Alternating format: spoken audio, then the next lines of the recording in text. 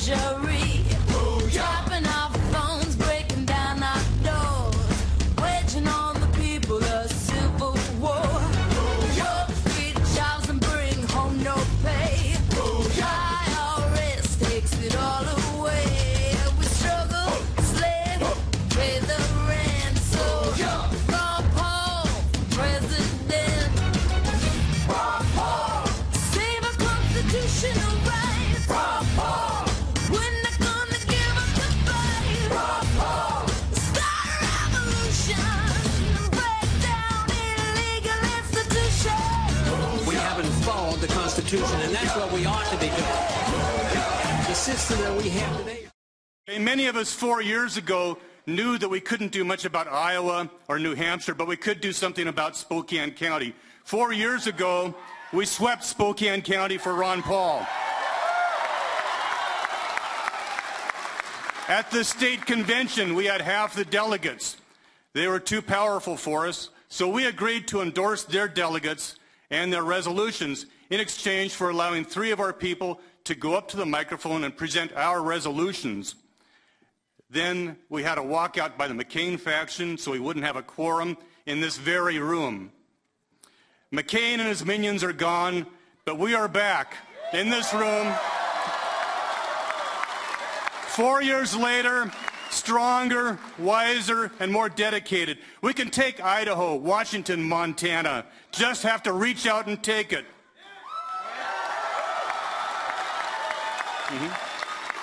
Go to your caucuses. 4 years ago, I couldn't even spell caucus, and I ran 6 of them. It's easy. Just follow the instructions. That's the first step. A caucus is just a meeting. We're caucusing here right now. It's not that hard, but it's what we need to do. It's the low-hanging fruit, and we're not a primary state. We're a caucus state. Washington State may be the first state to win for Ron Paul. Register to vote. If you're not registered to vote, make sure you register. You can register online. Google, register to vote, Washington State, and you'll go to the Washington State Secretary of State's website. You can go right there and register to vote. Be sure you do that. Volunteer. If you didn't sign the sign-up sheets on the way in, please sign them on the way out. That's how we win. That's kind of like a commitment on your part. Our ancestors faced bullets for us.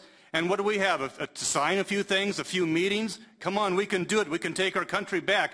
Get involved. If you can, become a precinct leader. Become a precinct committee officer. We have a duty to God, our family, our business, but we also have a civic duty. We can't complain about things if we don't take action ourselves. The Tea Party might have been co-opted by the Republican Party, but there's no reason that the Tea Party frame of mind can't co-opt the Republican Party. It's we the people. It's our right to do that.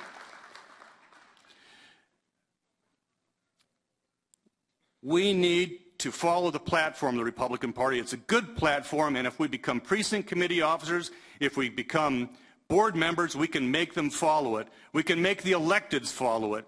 Many of us in 2008 got together in the Ron Paul campaign, and we went on to serve like Matt Shay, like Ron Paul. So is Mike Fagan here? City Councilman Mike Fagan, he was part of that. Karen Skoog is running for County Commissioner in Ponderay County. Do you want to stand up, Karen? Brenda Grassel became a Spokane Valley City Councilwoman. Stand up, Brenda.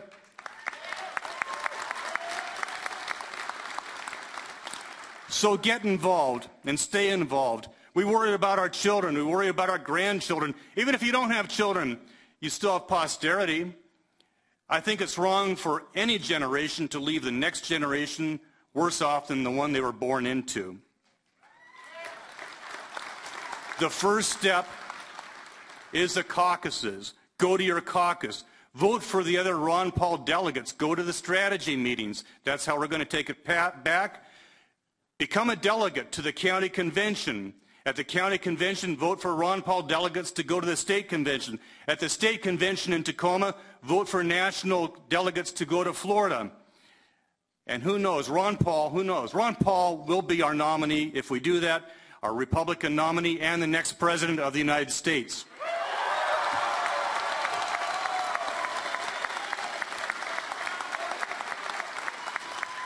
In the Bible, the children of Israel would often leave the true God and start worshiping false idols, of false gods, of immorality, of gluttony, of selfishness, thievery, fraud, torture, and unnecessary warfare, which is murder.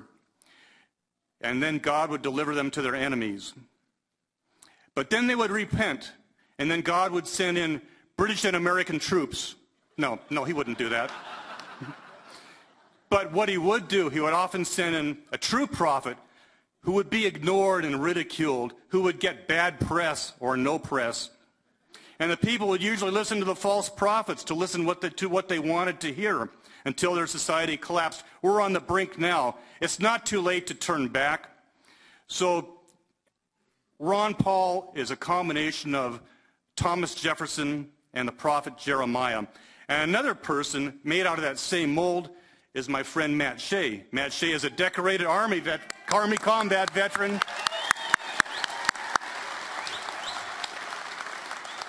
Who served in both Bosnia and Iraq, a practicing constitutional attorney. He is a state representative from Spokane Valley who has led the 10th Amendment charge in Washington State.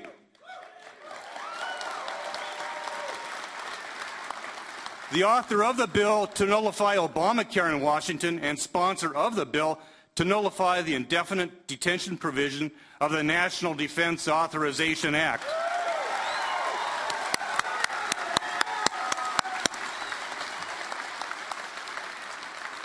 And the bill to allow the use of gold and silver as legal tender. I present to you Matt Shay. Wow. Wow.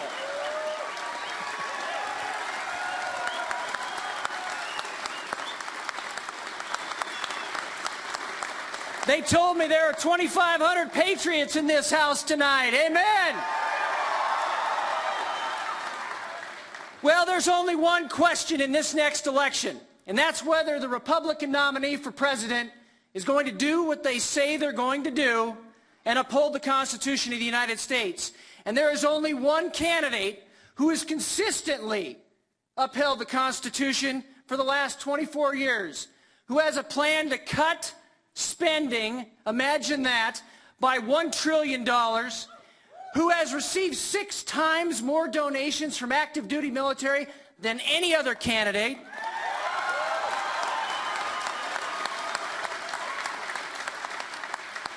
who will execute finally a constitutional foreign policy, and who will make freedom happen by ending the Federal Reserve.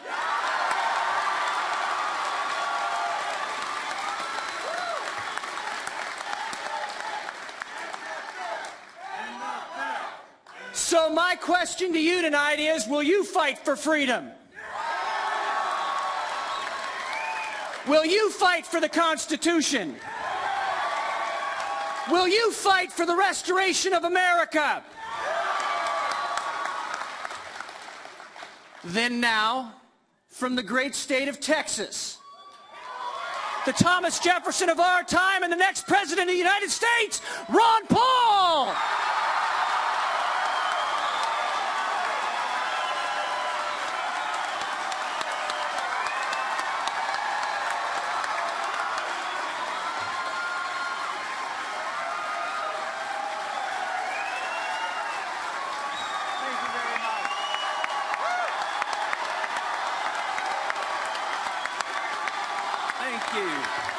Thank you very much.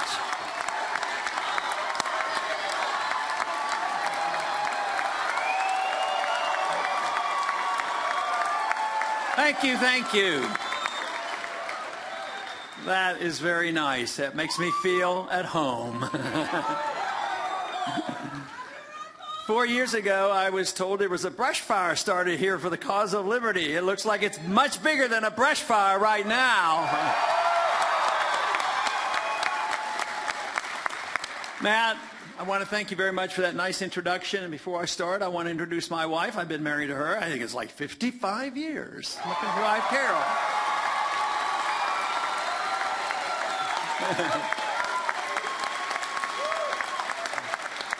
We have 18 grandchildren. One has accompanied us tonight, Linda, grandchild. But it's great to see a nice crowd. This is wonderful. Coming out to listen to a political speech, you know, on a night when you could be watching the news on the MSNBC, you know. Well, thank you very much. No, well, I'll tell you what, there's something very big going on in this country. I've always thought it would come. I always thought it would be related to the economy. It would be related to spending. And deep down in my heart, when I first started in politics, I believed it would be related to the monetary issue.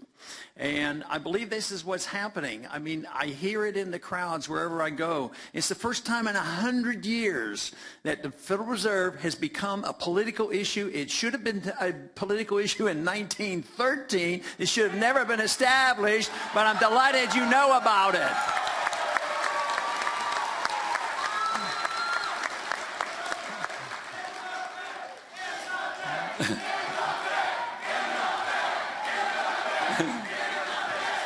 Well, that issue's been around a long time. It's a biblical issue. Remember reading in the Old Testament about honest weights and measures and the 10 Commandments about honesty and not lying? Well, this is what the monetary system is all about, is lying and cheating and false weights and measures.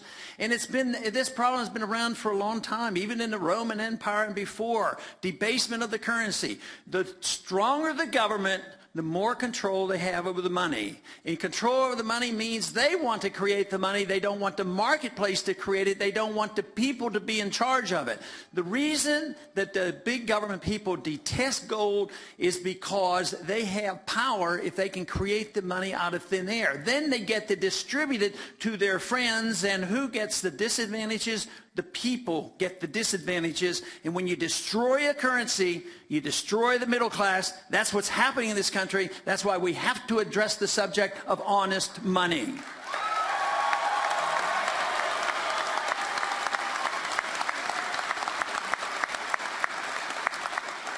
But the irony of all this is that the bigger the government, the more powerful the government, the more control they have over the money.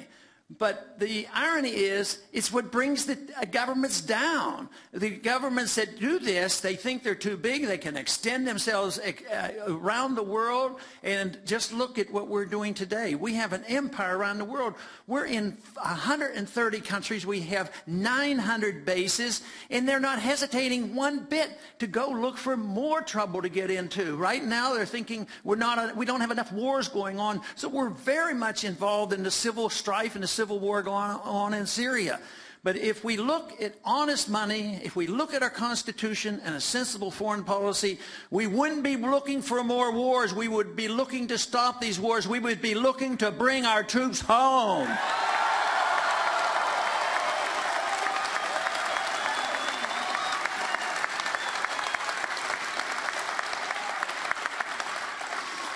I always found it interesting in the debates. A lot of times they'll announce that we'll have a debate, and they say, tonight we're going to talk about economics, and then they come up with economic issues, and the next time, next week we'll have a debate on foreign policy. But you can't separate the two. If you're involved in foreign policy and you're running up this debt, you're putting on sanctions and interfering with trade, and you have all these imbalances going on, and you spend this money and run up the debt, and you print more money, that is economics. That is an economic problem, so you can't separate the two. And this is where we are today. We have bankrupted ourselves. And ironically, if you read and study exactly what those leaders of Al-Qaeda, including bin Laden, said, that he was anxious to do was get us drawn into fighting wars and occupying Muslim countries in order to bankrupt us as a nation and to divide us as a nation. And just look at how we've fallen into the trap. And it just seems like there isn't a country that we can't go into. Now we have declared war against the world. Any place we suspect that anybody could exist that dislikes us, that we have to drop drone missiles on them and start killing people.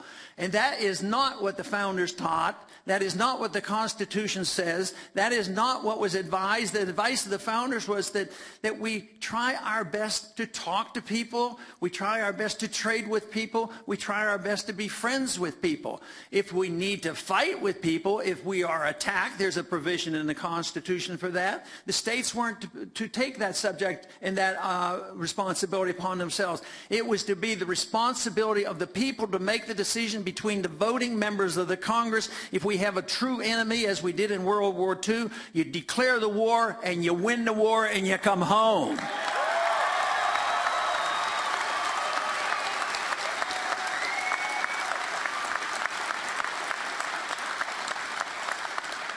But it's so hard for me to understand why people don't understand this, although I'm very pleased that more and more people are beginning to understand this message. But in World War II, we were attacked by the Japanese, and the Germans declared war against us. In less than 4 years, that whole war was won. And here we've been in Afghanistan for 11 years. And now that the information is coming out from the military, people willing to speak out, that we're not doing so well over there. And just think of the cost to us, the cost in lives. If you add up all the people that have died in the Mideastern wars in the last 10 years and the contractors, we've lost 8,500 Americans. But we've had 44,000 Americans come home. Americans come home with severe injuries and amputations and blindness, brain injuries. And also we have hundreds of thousands now begging and pleading for help. We have an epidemic of suicide in our military personnel coming home. And that is all a cost. And to think that this was done in an unconstitutional manner, we cannot put our head in the sand and pretend that these wars are being fought to preserve liberty and preserve our Constitution. We know that we take an oath in office to defend against all enemies, foreign and domestic. Right now, today, we have a greater threat against our liberties by our domestic threat more than any chance of anybody invading this country.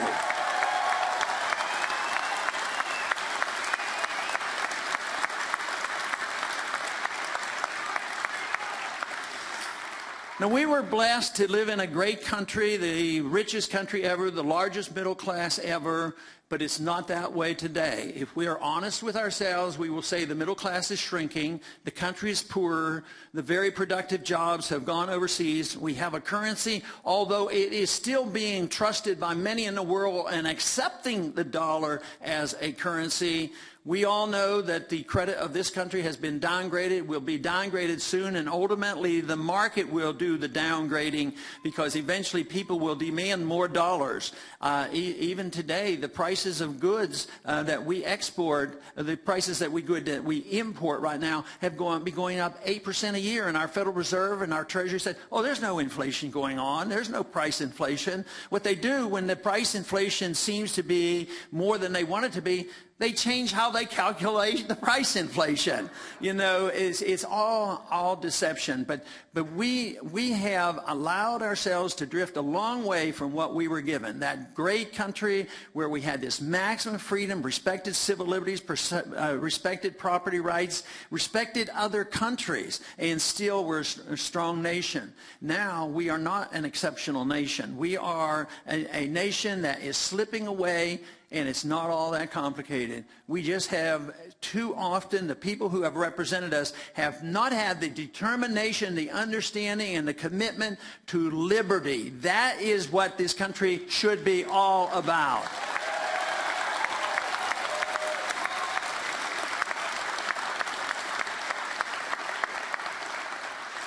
And we must understand a little bit more about liberty. We understand it generally, but we have to know where it comes from. It doesn't come from our government. It doesn't come from our neighbors. It doesn't come from anybody else. We don't give it to ourselves, but it is a gift. It's a gift from our Creator. We get our...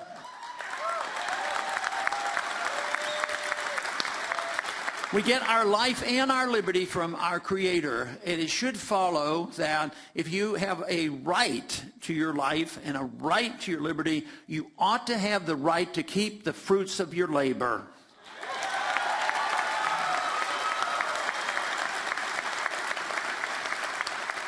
Now, the founders of the country and the writers of the Constitution understood this because they didn't give us the income tax. It came later on. But if you have a right to keep the fruits of your labor, you will not have an income tax. When the republic returns to us, you will not have an income tax on the people. You also will not have a central bank that's debasing your currency and destroying the value of the money. They will be gone.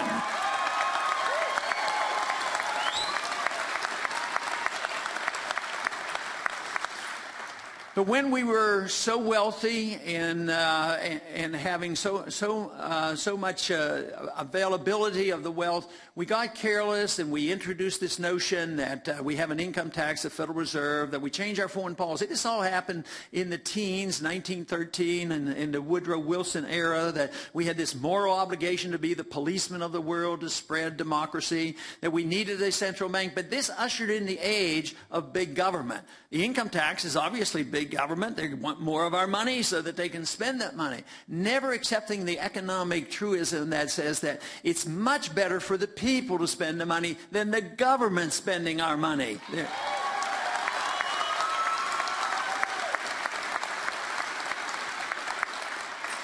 But instead, the people went along with it, and it seemed like it didn't hurt us too much because the wealth kept pouring in, you know, and we stayed to a wealthy nation. We had so much wealth to consume.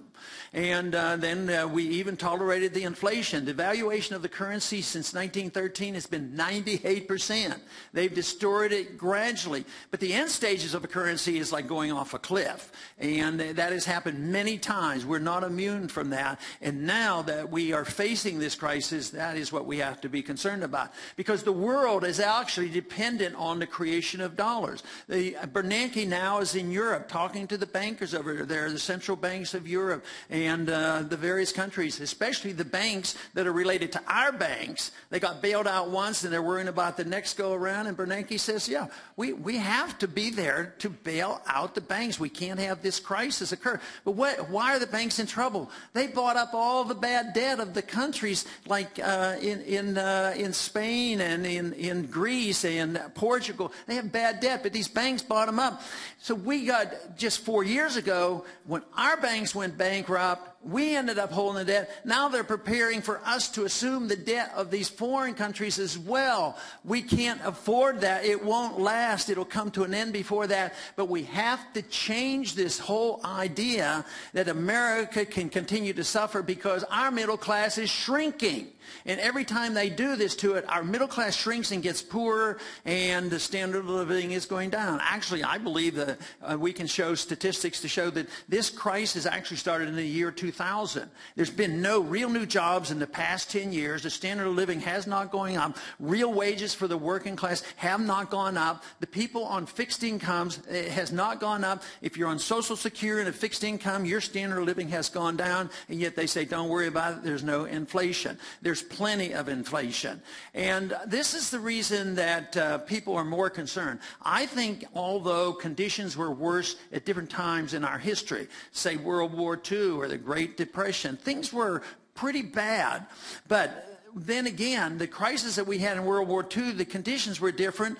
We were still, in many ways, following the rules. We declared the war and win the wars. In the Depression, we were not a debtor nation. We were still a creditor nation.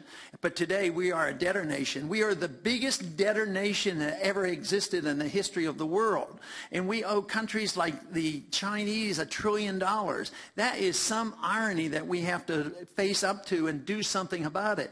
But we cannot do it if we do not have a productive nation. And you can't be a productive nation unless you follow the rules of private properties and sound money and limited taxes, limited regulations, and not wasting our resources trying to be the policeman of the world.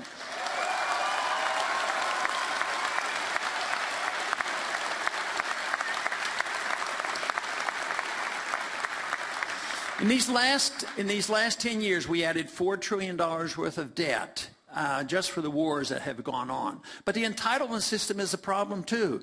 People think that, well, you know, there's always going to be some needy. And those who wanted to redistribute wealth through force of government, they convinced the whole country that, well, redistribution is important to take care of the poor people because they're entitled to it.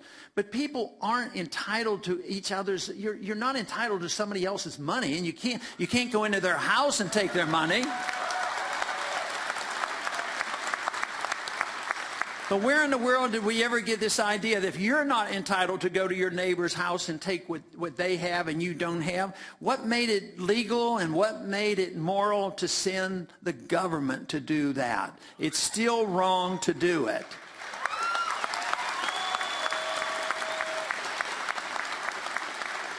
Entitlements are not rights. If that is the case, I mean, then we can't solve any problems. But it was always designed to help the poor people. But I think that was a facade. I think it was always an attendant. You're pretending. But I think the poor end up not getting any real benefits, but they end up with the crumbs. And I think the housing bubble is the perfect example. Yes, people are qualified. Everybody should be able to get free education, free medical care, free housing, and they'll be taken care of.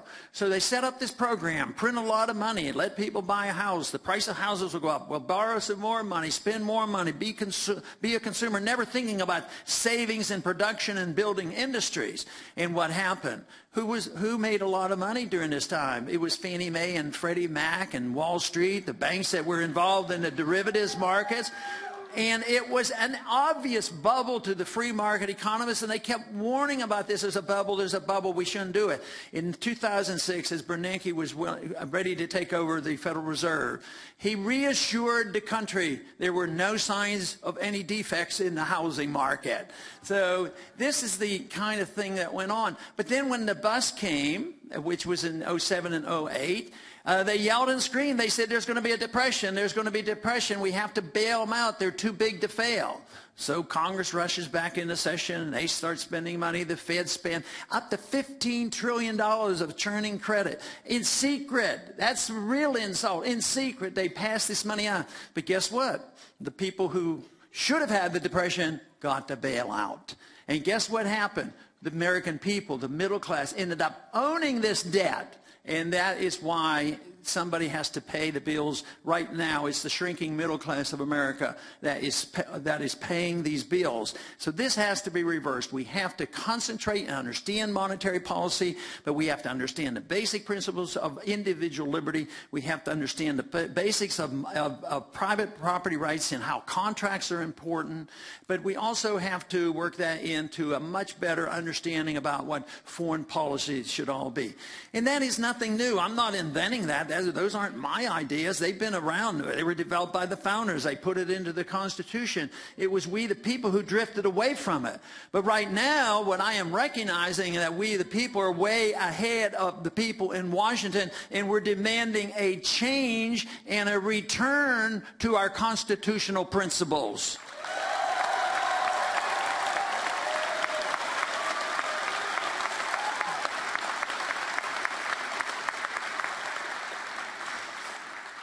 We drifted away and we gave up a lot. The monetary system disintegrated over time. The country became poorer.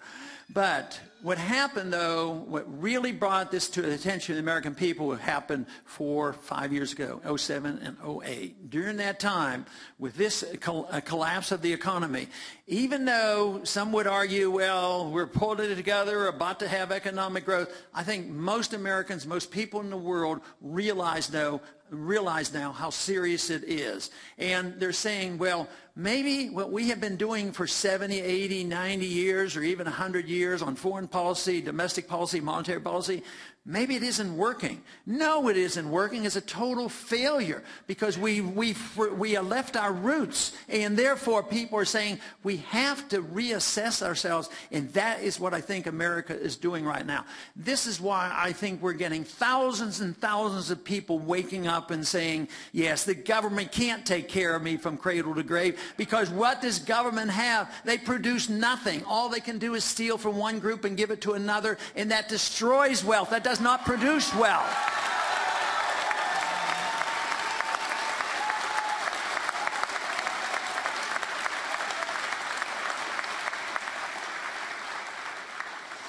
So the opportunity has presented itself, and the numbers are growing, and we have sort of different groups coming together. I have met so many, and I've known them personally, and I knew of it in the 50s and the 60s of a few individuals who knew what was coming, even during the days of FDR when they saw these problems coming. But it was a small number of people. They would write and study and try to hold people together in this understanding. And to me, it reminds me of the remnant that is the Old Testament. There's always somebody in society that will hold the truths together. Even in the Soviet system, when you think of Solzhenitsyn, he was born at the time of the revolution. He grew up under Soviet dictatorship. And here was a man that was educated, spoke fluent English, read the classics, and wrote, and he was raised under this tyrant, under this tyranny of communism. So he was part of a remnant that existed even in the Soviet system. And in this country, we have many that belong, and the Old Testament teaches us those people who cling to truth are not known. We don't even know our numbers. All I know is I see a remnant growing by leaps and bounds, people who have been frustrated over the years and saying, the time has come.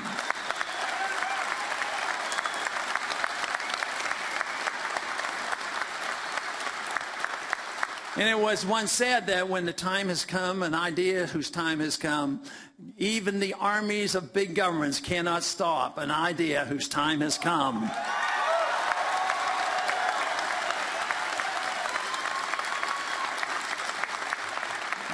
But it isn't only the remnant had been holding this together. There were only a few think tanks that thought this way over many decades.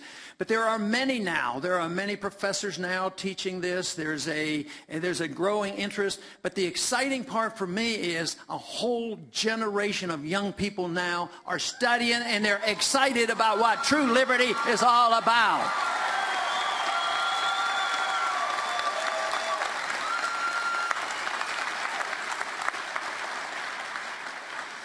For a long time, we sort of took it on the chin by those who want to take care of all the poor, and they say, we are the ones who care about people. And they grab the moral high ground, and those of us who believed in the markets didn't do a very good job. Because if we truly are humanitarians, if we truly want to help people, we don't do it through authoritarianism of government. You have to do it through voluntarism and productivity, enthusiasm and self-reliance and sound money, a strictly limited government that protects liberty. That's what really counts. And this is what I think people are starting to realize, because this system is now known to be failing. And that is the reason people coming together and more aware of how serious this problem is. Let me tell you, a group like this, you are way ahead of my colleagues in Washington, D.C.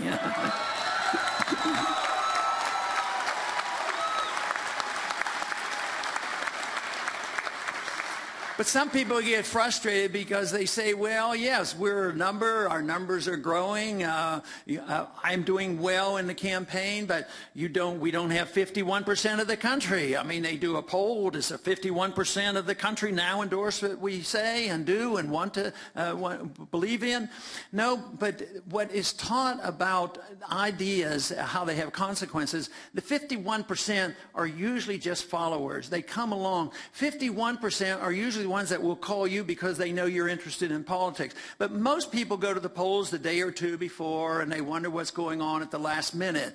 So it is you, the people who care and understand, that are in that minority. It is an irate, tireless minority that Samuel Adams used to talk about. He would say that is the group that has to drive it. And then people in special places, people who are in that group, can lead others. And this is where our numbers are growing by leaps and bounds. And the failure of the system, plus this enthusiasm for something that made America great, and they can see this. And it's not like we have to invent anything new. We can improve upon it. We can. I always resent it when people will write articles.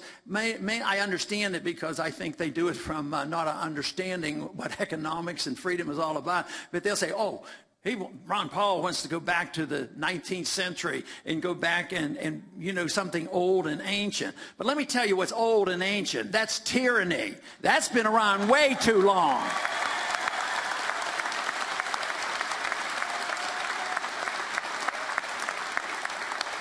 Most of the world has been run by tyrants. Most of the world today is being run by tyrants. And this is quite a bit different. So the experiment that we've had worked very well, but then we got careless. I believe we got careless because we were tempted by the material abundance. So we have freedom, and we have the incentive. We have a good system. It produces tremendous wealth, and then we concentrate on the material abundance, and we don't think about where the material abundance comes from. And think that that you can spend forever. Sometimes people who inherit a lot of money, or some people who are successful and get millions and millions of dollars, but they don't understand where it came from. They can get careless and they lose it all. I think we as a nation tended to do that we concentrate on that. And what did that invite? It invited business people more to invest more money in lobbyists than in R&D and developing new products and being competitive around the world, because they went to Washington and they took over.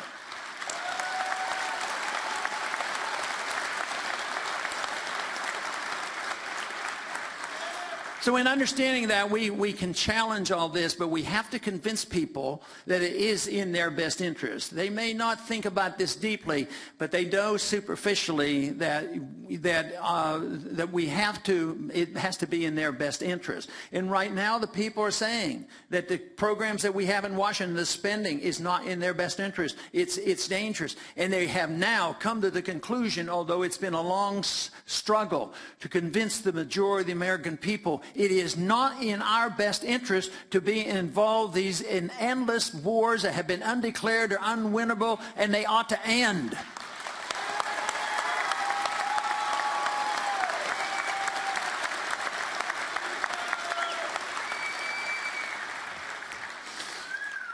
The opportunity right now that we have, it's expressed in this campaign.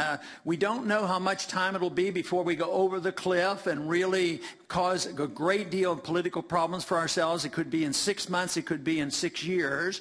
I think it's moving along rather rapidly. But we see it happening around the world already. I mean, take a country like Greece. They know that they went way too far and they have to cut back. When they cut back, people have been taught for so long to be totally dependent. They get very angry. There's demonstrations in the streets and they will become violent. So this is the reason that we have to head it off before we get to that point. And also the fact that that is a danger makes me very much concerned about the undermining of our civil liberties and our due process of law in this country. This is very dangerous.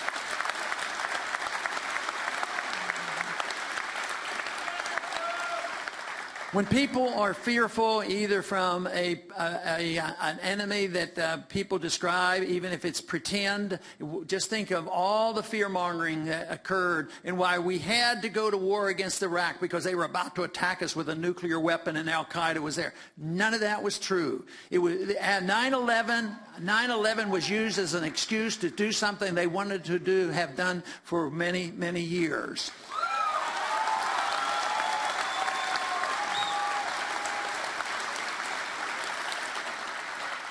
And of course, even here at home, there had been people proposing certain types of legislation that would invade our privacy, undermine the Fourth Amendment, and they couldn't get it passed. But guess what? 9/11 came, it passed quickly.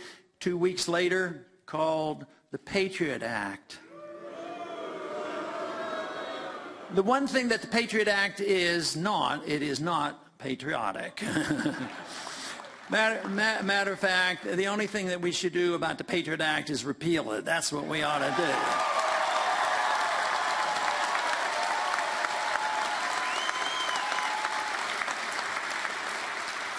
And when that bill was on the floor, we had, even though the bill had been floating around, the final version arrived at the floor in the aftermath of 9/11, and our debate, it was just, sort of automatic.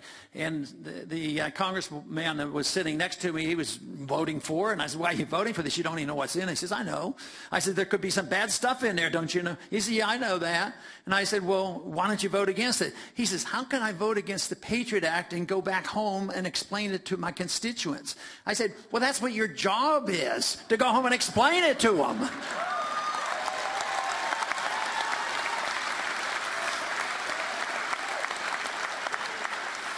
I don't know if you've noticed, but the one thing that if you look at the name of a bill that comes out of Congress, you can almost always assume it's opposite of what the title tells you it's going to do. A little bit of deceptions there. So can you imagine if they'd have only called it repeal the Fourth Amendment Act? How many people would have voted for it?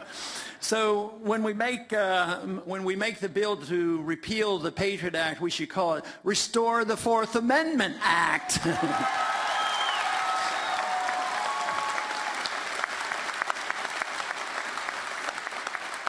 But this has deeply undermined our privacy. There's no doubt about it, because that was a major issue for the founders and then after the Revolution to put that in, because it was the British involvement of going into the houses and looking at the papers and looking for whether or not they bought their stamps and paid their taxes. But they would come in and they'd stay in their houses, no search warrants, and just total abuse. But this is what's happening to us in America today, whether it's a combination of the drug war or the combination of the Patriot Act or the atmosphere. The houses are being broken into rather routinely, and at all levels of government. We have these SWAT teams going in, and unfortunately, many times they're going in and they're going to try to find out if somebody's using an illegal drug. And they go in there and people die. They don't even show the search warrant because they don't get them, and they get to write them. The person breaking into the houses get to write their own search warrants. This was the kind of thing that we had a revolution about. And it's also, this particular act is what allows the ruthlessness of how we're treated at airports. If we stand by and say that we can have elderly people undressed and children molested and X-rayed top to bottom, and certain people run through the X-ray 2 or 3 times. Tell you, if we can look at those X-rays on TV and say, oh, well, I guess we have to give up a little bit of our liberty to be safe, then there's something wrong with us and we need to change.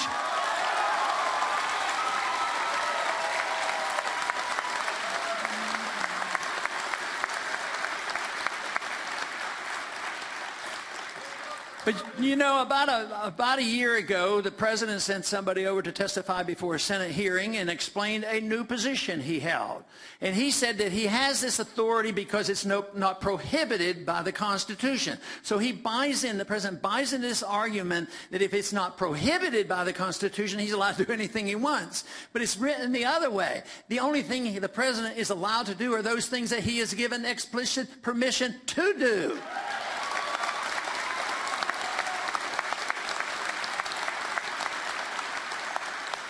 But when he came to announce, to tell the people, and there was not much of an outcry by the American people, but he said that it is now an official policy of the United States that he can direct the assassination of an American citizen. No charges made, no trial, maybe a bad person. But bad people are supposed to have trials too. So that if we ever get accused of anything, that we get a trial. Everybody deserves a trial. Even Timothy McVeigh, these people get trials.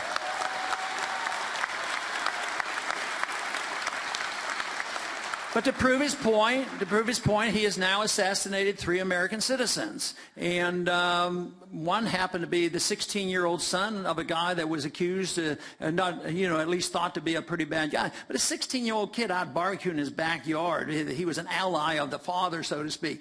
But that is not what made America great. That's not why we were the freest and the most prosperous country in the world. And those kind of things can't stand. But even the Congress doesn't help much much at all. The president assumes these powers, but the Congress delivered more powers to him on a platter, and the president thought that's the way he would break in the new year. It was on New Year's Day that he signed the National Defense Authorization Act.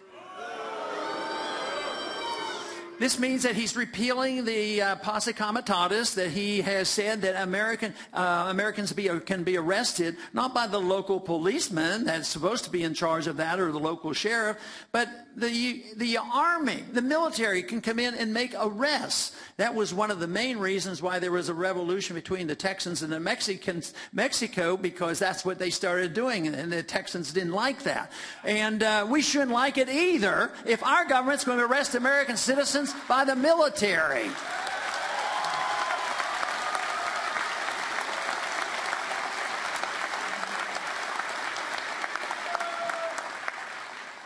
But what do they do after they arrest him? Do they take him and give him a trial? No, they're denied a trial. They're denied an attorney. And they can be put in a secret prison, and they can be sent out of the country to a secret prison. Well, have they done it very often? We don't know how many times. They have done it a few times. But it's the process. It's the standard is what is so important. So if a country gets into chaos, they say, well, that's the law. That's the law of the land. There was one provision put in that bill that was even more atrocious.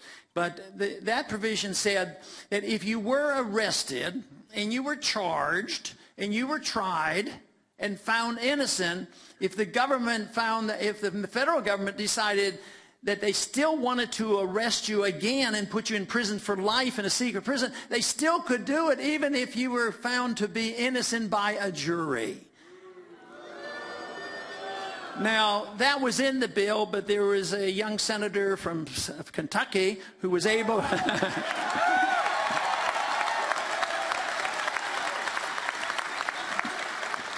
He had heard about that at the last minute because they sort of try to slide these things down. He ran down to the Senate floor and insisted a vote came up on this. And he won the vote. A lot of people who were supporting the bill, they said, well, we didn't know it was in there. They probably didn't know it was in there. That's the tragedy of all that goes on in Washington. So much gets put in. They get put in conferences. They get put in by staff people, and it's very difficult. This is why I generally have stayed out of trouble in Washington, because not that I knew everything in a bill, it's just that I had a strong sense of suspicion about them, that if I found one little thing wrong, the safest vote then, if you were suspicious of it, the vote was no.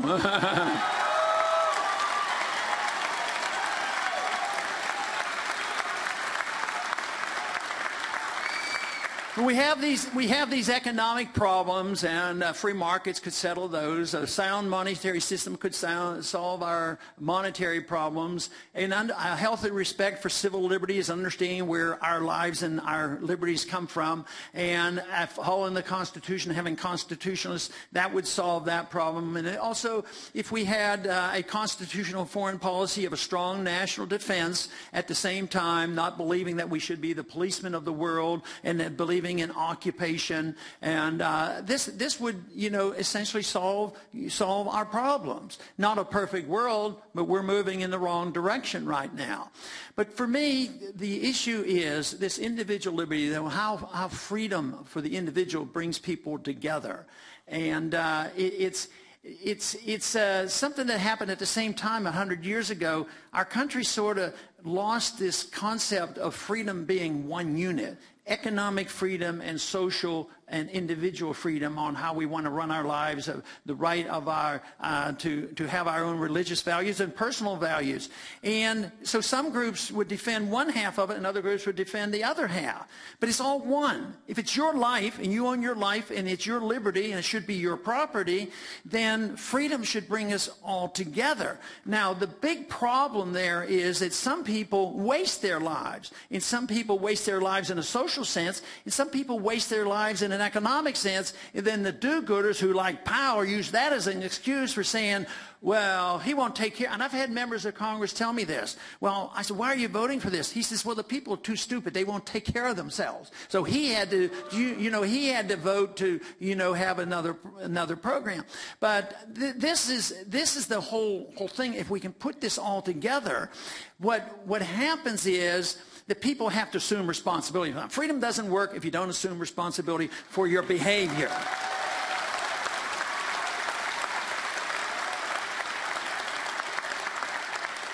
But also, we have to give up this notion that we are totally intolerant of other people, how they use their liberties. We generally aren't intolerant of how people use their religious liberties. We let people go to different churches, and if they don't want to go to church, they don't go to church, and we're fairly tolerant of that. But as soon as it comes to other personal habits, and for one group, it'll be personal habits, the other group on economic matters, then they feel compelled that we have to take care of people. We have to be the nanny state. And it never ends. Once we make this assumption that the government can protect us against ourselves, there is no liberty left. The government is endless in taking away our liberties.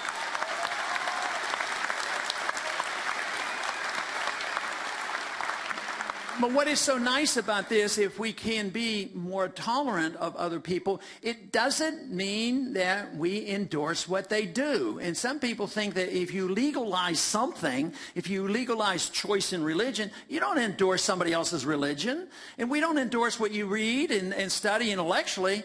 Why is it if somebody is so overwhelmingly being controlled about what we put into our bodies? And just today, I complain about all the things that control.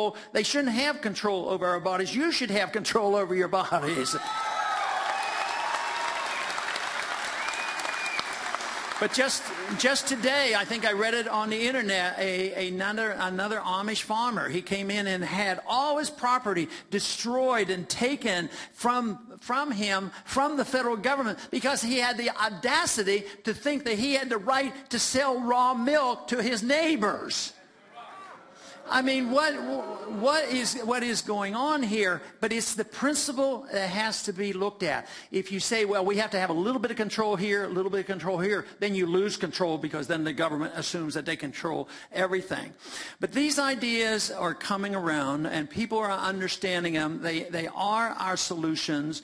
And the one part about bringing people together under the issue of liberty, it all of a sudden erases the differences among us. It erases, it brings people diverse, who are diverse, bring people together, because we shouldn't be challenging each other. But the one thing that has to be done if we're going to protect liberty, in our history, we certainly have had, and we still have remnants of it, of people being attacked and they lose their liberties because they belong to certain groups. Even today, the way the drug laws are being enforced, certain groups get much more punished than other groups on these drug laws, and that, as far as I'm concerned, is wrong. But at the same time, you should...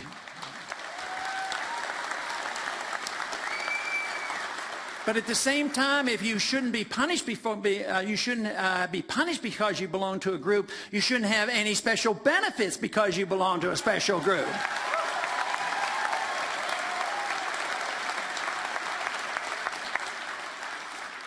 So the solution comes in understanding these principles, and they're not brand new. They've been around. There is a stronger understanding today of the need for this. There's every reason to be encouraged because of the numbers that are growing and the enthusiasm, and the need for this today is bringing more and more people over to our side. So all I can say is that if we continue to do this, the world will change, this country will change, your life will change. You will have a greater obligation because you have come to a fuller understanding than many, many others out there. So your obligations will be to participate in one way or the other. We hope you participate in this caucus votes and political, but some people don't like that. Sometimes they're teachers, sometimes they get in the media. Who knows? Maybe helping candidates, but you always have a responsibility. And it's not because you have to donate yourself or sacrifice yourself. This is one time it's okay to do it in your own self-interest. You do this because it's in your interest to live in a free society. It's in your interest to have your family live in a free society.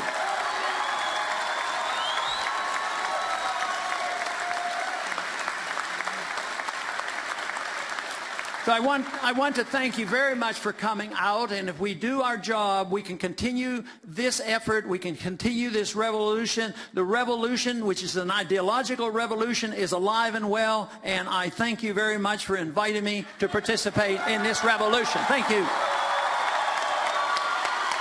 Thanks.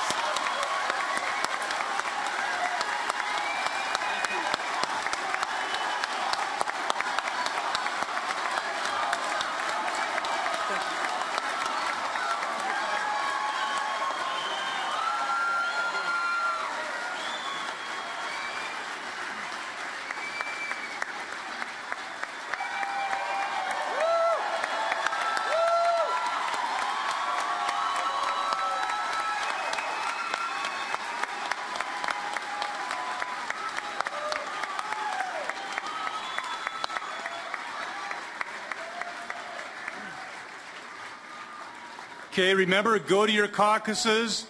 Remember, get registered to vote. Sign up on the way out if Dr. Paul convinced you if you didn't sign up on the way in. God bless Dr. Paul. God bless America. And thank you for coming. Good night.